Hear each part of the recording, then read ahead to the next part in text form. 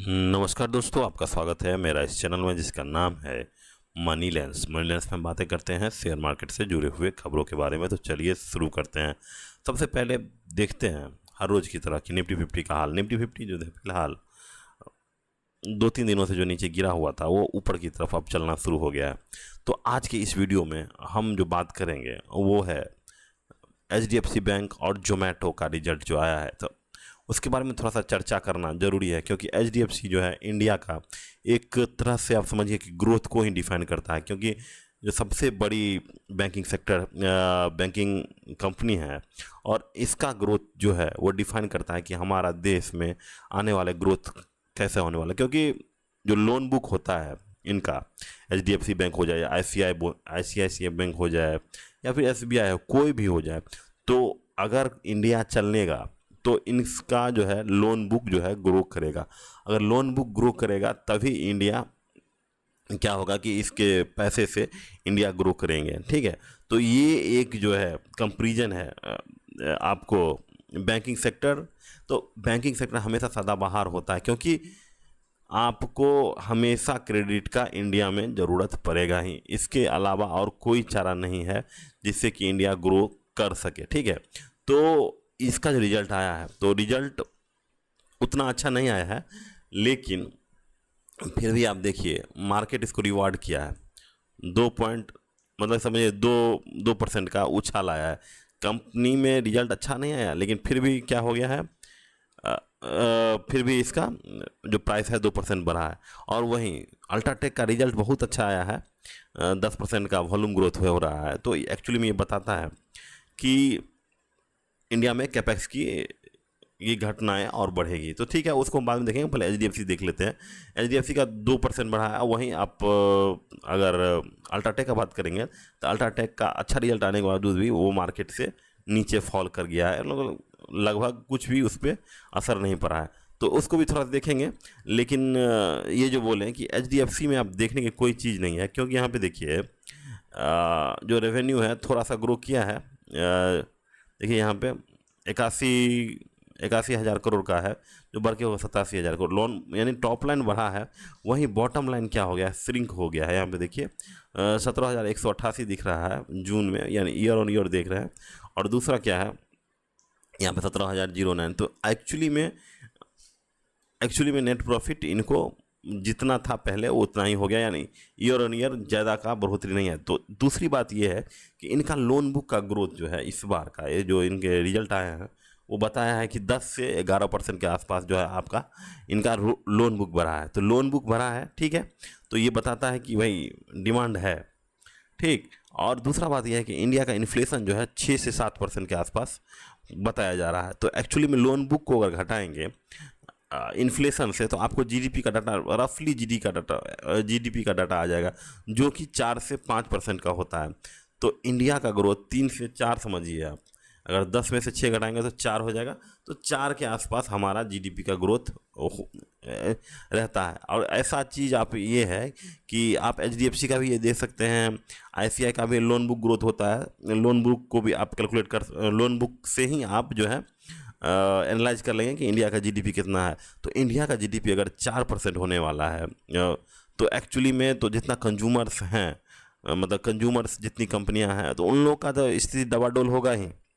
4% का ग्रोथ, अगर 6% आपका इन्फ्लेशन ही हो रहा है, आपका ग्रोथ 4% है, तो आप जो है एक तरह से आप श्रिंक कर रहे हैं चीज़ें को। तो ये चीज़ समझने वाली चीज़ है। लेकिन दूसरी बात यह है कि जो गवर्नमेंट है वो दावे करेगी कि हम 7 से 8% या 6, 6.5 के आसपास हम ग्रोथ कर रहे हैं, लेकिन वो दावे कितना सच्चाई है दावे में और कितना नहीं है, वो तो आप भी अगर SBI का भी अगर लोन बुक ग्रोथ देख लेंगे और इन्फ्लेशन से घटाएंगे, तो आप भी इस चीज़ को सीख लीजिएगा कि जीडीपी ग्रोथ कितना है और कितना बताया जा रहा है। तो ये चीज़ आप जो है एक गांठ की तरफ मान लीजिए कि भाई एक चीज़ आप सीख लिए कि लोन बुक के ग्रोथ से आप कैसे जीडीपी का ग्रोथ को कैलकुलेट करते हैं। तो हमारा ये चैनल आपको अच्छा लग रहा है तो ज़रूर प्लीज़ इसको लाइक कीजिए, इसको और बढ़ाइए। ठीक है, तो आगे चलते हैं कि अब जो है एक अगला रिजल्ट आया था इटर्नल का, यानी वही जोमेटो का रिजल्ट आया था। तो जोमेटो का रिजल्ट में कुछ भी कहने की बात नहीं है, लेकिन एक चीज़ देखिए, इसका टॉप लाइन ग्रोथ हुआ है। ठीक है, भाई अब देखिए जिस तरह से जोमेटो का बाज़ार हर गांव में तो नहीं, थोड़ा सा टियर 2 टियर 3 टियर 4 की तक की शहरों में जोमेटो आ चुका है। उनका पेनिट्रेशन का फ़ायदा तो होगा ही कि सेल्स ग्रोथ बढ़ेगा। तो सेल्स ग्रोथ बढ़ा है, ठीक है, यहाँ पे देखिए 115%। लेकिन यहाँ पे देखिए इनका भी यही है जो हम पिछले वाले वीडियो में बोले थे कि टॉप लाइन बढ़ रहा है लेकिन बॉटम लाइन यानी जो नेट प्रॉफिट है वही नहीं बढ़ रहा है। तो इसके कारण क्या हो रहा है, इसके कारण क्या हो रहा है कि जो इन्फ्लेशन नीचे तक यहाँ पे पैसा आ नहीं रहा है। सिर्फ जो है प्रॉफिट जो है 25 करोड़ का हुआ, जबकि इसी साल में आप देखिए 253 करोड़ का कमाया हुआ था, जो घट के सिर्फ लगभग समझ 1/10 यानी समझिए कि प्रॉफिट 1/10 हो गया। तो कहाँ जा रही है कंपनी कुछ समझ में नहीं आ रहा है। टॉप लाइन बढ़ जाने से ही, ये टॉप लाइन बढ़ने से ये होता है कि मार्केट शेयर जो है इस कंपनी का बढ़ रहा है, बस इतना ही है। लेकिन प्रॉफिट में कोई ग्रोथ नहीं आ रही है। तो फिर भी आप देखिए यहाँ 5 साढ़े 5 का जो भागा। और दूसरा बात ये है कि मार्केट कैप 2.5 लाख के आसपास हो गया। और इतना तो आप देखिए HDFC बैंक का भी अगर देखा जाए 15 लाख करोड़ का है। और रिलायंस का देखिएगा तो एक्चुअली में इसका मार्केट का बहुत ज़्यादा हो गया है। इतना ज़्यादा हो गया कि इतना भारी से अभी आगे बढ़ने की कोशिश करेगा तो भाई मुंह के बल ही गिरेगा। दूसरा बात ये है कि इसका स्टॉक पी जो है 876 के आसपास होगा। 876 का मतलब अगर थोड़ा भी फाइनेंस में जानकारी लिए होंगे तो 876 का मतलब कि आज यदि आप इसे पैसा लगाते हैं तो आपका पोता परपोता भी इसको रिकवर नहीं कर पाएगा, क्योंकि 876 साल लगेंगे भाई आपके ये पैसा रिकवर करने के लिए। यानी 1 रुपया आज लगाएं तो आपको, क्योंकि जिस तरह से EPS दे रहा है यहाँ पे देखिए, जिस तरह से EPS 3 पैसा दे रहा है, तो आपको लगता है कि वो आपका 1 रुपया आपको रिकवर कर पाएगा? बिल्कुल नहीं, ठीक है। तो ये 876 इतना हैवी पी के बाद यहाँ से पैसा बनाना नेक्स्ट टू इम्पॉसिबल ही है, ठीक है। तो ये चीज़ आपको जोमेटो के रिजल्ट में पता चलने वाली बात है, ठीक है। अगर ये यहाँ भी आपको अच्छा लग रहा है तो चैनल को जरूर सब्सक्राइब कीजिए। थोड़ा आगे बढ़ते हैं अल्ट्राटेक सीमेंट में। अल्ट्राटेक सीमेंट का जो अच्छा रिजल्ट आया है 10% का YOY जो है ग्रोथ आया है, ठीक है। YOY मतलब वॉल्यूम में ग्रोथ आया। तो अभी फ़िलहाल 2 ही सेक्टर जो है इंडिया में चल रही हैं, एक तो सीमेंट सेक्टर और दूसरी है जो वेल्थ मैनेजमेंट की कंपनियां हैं वो। तो ये दोनों देखिए, पहली बात ये है कि इनको ये क्यों नहीं बढ़ा और जोमेटो HDFC क्यों बढ़ा। तो ये यहाँ देखिए रिजल्ट से पहले ही जो है जो स्टॉक प्राइस है काफ़ी 10-12% ऊपर चढ़ चुका था।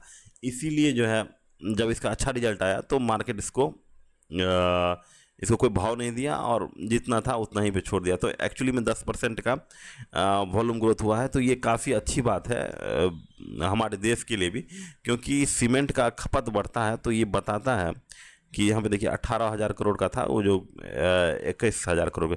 तो सीमेंट का ग्रोथ बताता है कि इंडिया में जो है पुल बन रहे हैं, जितना इंफ्रास्ट्रक्चर है वो बढ़ रही है।